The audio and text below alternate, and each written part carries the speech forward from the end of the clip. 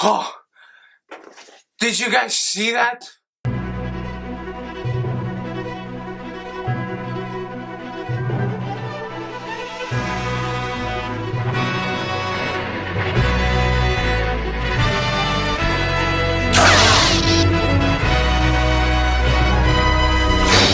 Christmas Party is directed by Josh Gordon and Will Speck, and it's written by Justin Mallon, Laura Solon, and Dan Mazer, and it stars a plethora of actors, including TJ Miller, Jennifer Aniston, Jason Bateman, Olivia Munn, Kate McKinnon, and many others. This movie is about a company CEO who wants to close down this branch of the company, and the manager of the branch, her brother, wants to keep it safe for all the employees, so he manages to arrange this wild Christmas party in the office to have this rich guy buy their product and therefore saving the company. I like every actor in this movie. Jennifer Aniston is great, TJ Miller is fantastic, Jason Bateman always great in every movie he is in. But the one I was surprised to like the most in this movie was Olivia Munn. She's a hacker, she's a computer geek, but why it worked in this movie is because she is not played to be hot. In many movies, it doesn't work that the hot girl is the hacker or the intelligent one when it comes to computers,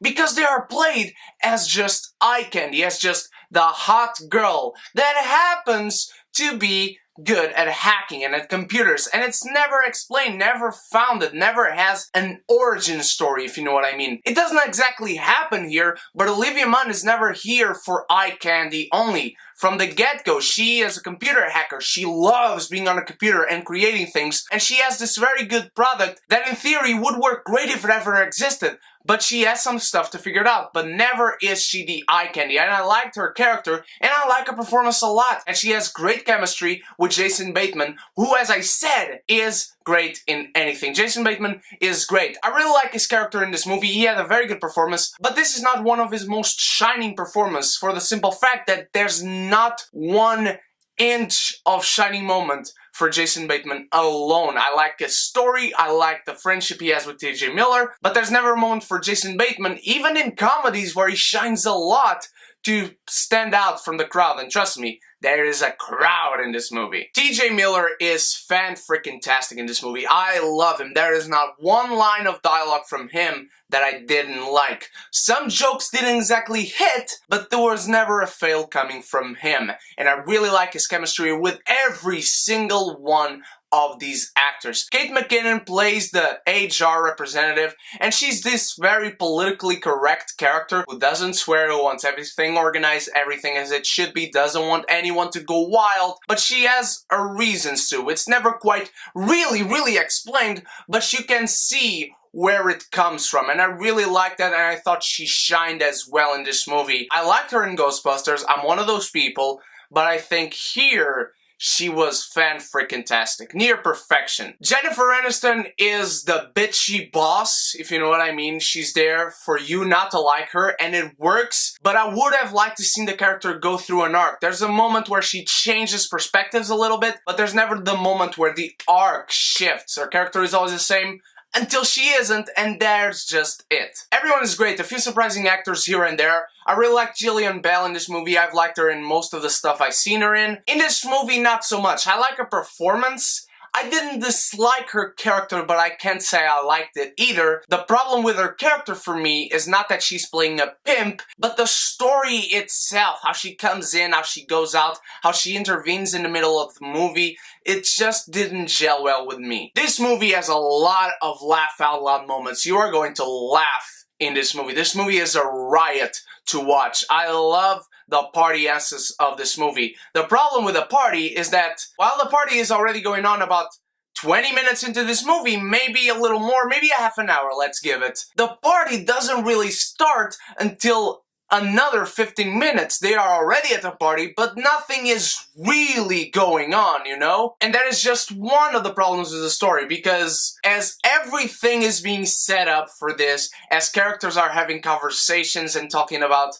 this or that kind of stuff, you realize that these things they are talking about or doing or seeing are going to come back later. And I would not have a problem with that if one, it was funny, which I actually have to say it worked for me, but the second thing is, if it didn't come all together as if it wasn't convenient, and trust me, as this movie is reaching its conclusion, everything ties together in the most convenient way possible. Every storyline merges together, every character connects to one another, and they didn't connect before, and every storyline crosses with each other in the most awkward way possible. And I mean awkward in the sense that it doesn't really make sense and you just have to go with it. For instance, without spoiling, there's one conversation two characters are having, and one character says, "Oh, you are stupid because this," and the other character says, "You're right."